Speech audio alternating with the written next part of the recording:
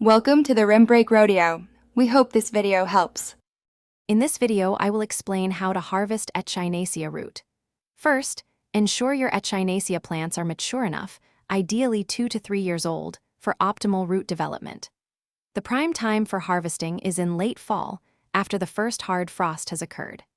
This specific timing is crucial because it allows the plant's vital energy and beneficial compounds to fully retreat into its root system, maximizing potency and yield. Before you begin, gather your tools: a sturdy digging fork, a sharp knife, and a bucket of water for initial cleaning. Approach the plant carefully, using your digging fork to loosen the soil in a wide circle, approximately 6 to 8 inches from the plant's base. Work slowly and gently to avoid damaging the valuable root system as you prepare to lift the entire root ball from the ground. Once you've harvested the roots, it's time for cleaning. Begin by shaking off as much loose soil as possible.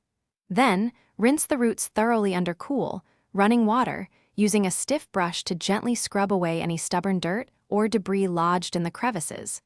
Finally, use your sharp knife to trim away any small feeder roots, as well as any sections that appear damaged or diseased.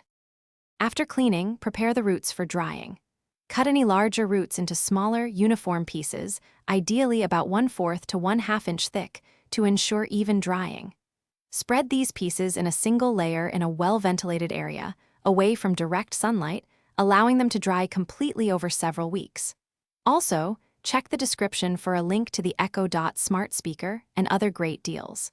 Once fully dry, store your Echinacea roots in airtight containers in a cool, dark place for long-term preservation. Thanks for watching. Consider subscribing if we helped you.